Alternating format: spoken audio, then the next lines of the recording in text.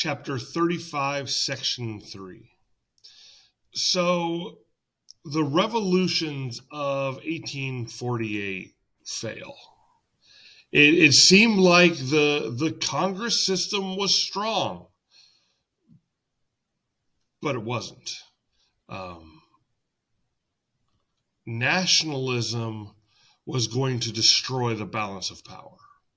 And there's going to be three main countries affected by this: Italy, Germany, and Austria. So let's start off with Italy. So 1848, at this point in time, 8 of the 9 states were under Austrian control. The only independent one was Sardinia. The Italians are not happy about this foreign control. They remember back, Rome used to rule the world. Italy led the Renaissance. They want to be one unified nation.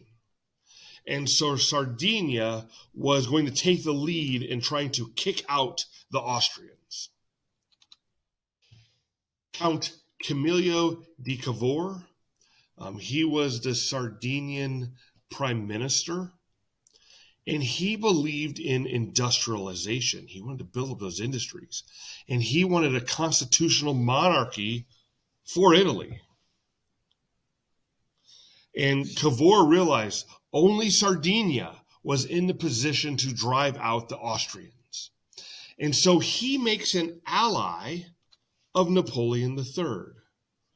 Basically, if Austria attacked Sardinia, France would help them fight against Austria. Well, in 1859, Austria declares war on Sardinia. And so Napoleon III honors his alliance and helps out Sardinia.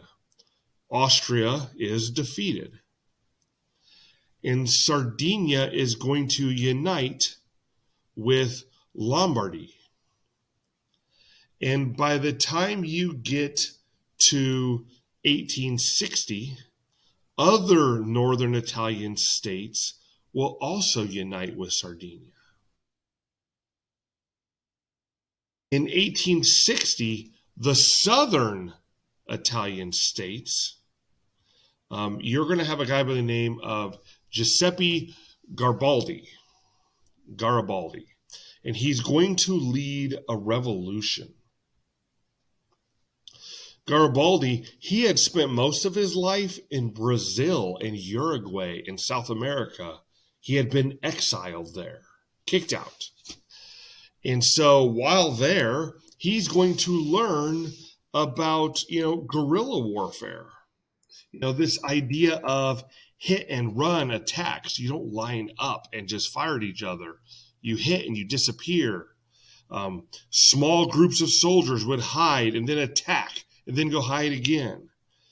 In this way, smaller groups could defeat larger groups. And so he's going to teach guerrilla warfare to his Italian soldiers. They were called the Red Shirts. The Red Shirts are going to conquer Sicily in 3 months. They then move towards the mainland and conquer Naples.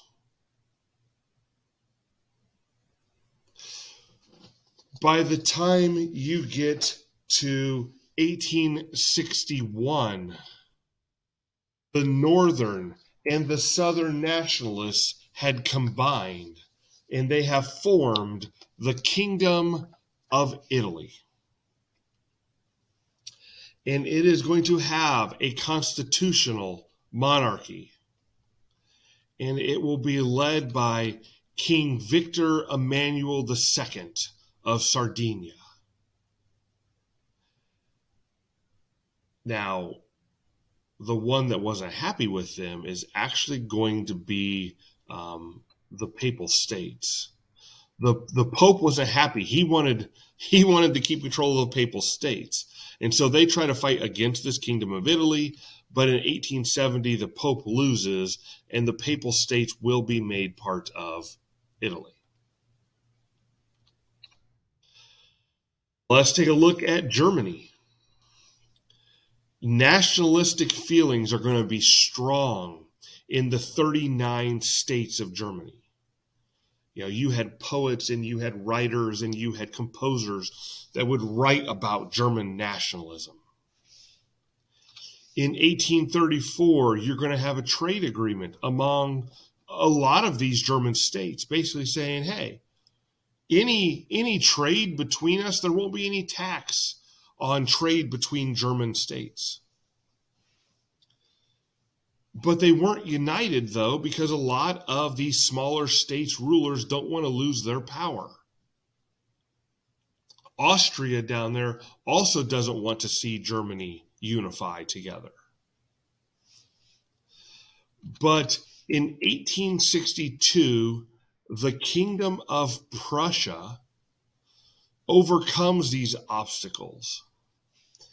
And King William, or Wilhelm, the first of Prussia, is going to name Count Otto von Bismarck Prime Minister of Prussia. Bismarck was a junker, a rich landowner. And he believed in divine right monarchy.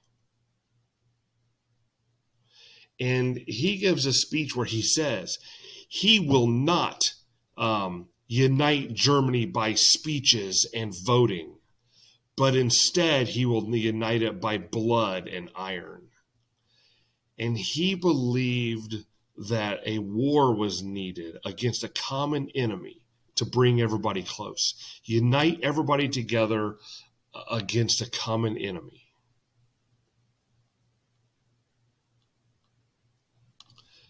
In 1864, Bismarck joins with Austria, and they are going to defeat Denmark, and they gain Denmark's territory.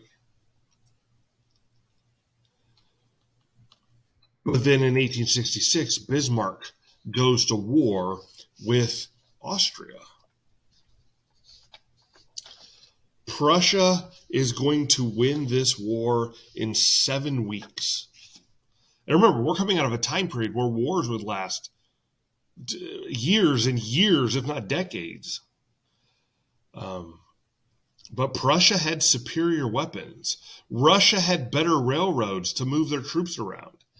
And the peace treaty is going to set up the North German Confederation, led by Prussia. Bismarck then turns and goes to war with Germany's oldest enemy, France. The southern states will join with the northern states, just as Bismarck hoped would happen. And the German troops, I mean, they were well trained. They were well equipped. And Germany easily beats the French troops. And Bismarck will now lay siege to Paris. For 4 months, the Germans attack Paris. Food was scarce in Paris. I mean, people even ate the animals at the zoo. There was so little food. There's a fuel shortage. Napoleon III had actually planted a lot of trees to beautify Paris. They cut them all down because they need the wood for fuel. And January 28th, 1871, Paris surrenders. And Wilhelm I, or William I of Prussia, will go to the Palace of Versailles, where he will be named Kaiser or emperor of the German Empire. And this German Empire is going to include the northern and southern German states. It also includes an area called Alsace and Lorraine, which Germany had won from France. Alsace and Lorraine was a very rich mining and manufacturing area of Europe, and Germany wins this from France. This unified Germany is going to weaken even further that balance of power in Europe. Lastly, let's take a look at Austria. Nationalists were threatening to break apart the Austrian Empire. You know, there were many nationalists in Austria. Even the emperor Francis Joseph, he was German. But 4 out of the 5 people in Austria were not German. There was a lot of different people in Austria. There were Czechs, and there's Slovaks, and there's Poles, and there's Croats, and there's Slovenes, and there's Magyars, otherwise known as Hungarians. And each of these groups had their own language, and they had their own history, and they all wanted to rule themselves. By 1866, Austria has been defeated by Prussia. It's been defeated by Sardinia. And those Magyars, they see the chance now for independence. And they're going to revolt. And in 1867, Austria was weakened and agrees to a dual monarchy. The emperor separates Austria into 2 separate kingdoms, Austria and Hungary. And each of them will have their own language, they'll have their own parliament, they'll have their own laws. Politically, they were separate. Economically, though, they were dependent on each other. Austria supplied the manufactured goods. Hungary supplied the food products. But the Magyars, they were satisfied with the separate countries. They were satisfied with this. Other nationalities, though, were unhappy. And they continued to threaten this dual monarchy. They're not happy about this split like this. And they all want to rule themselves. And this threatens that peace in Europe.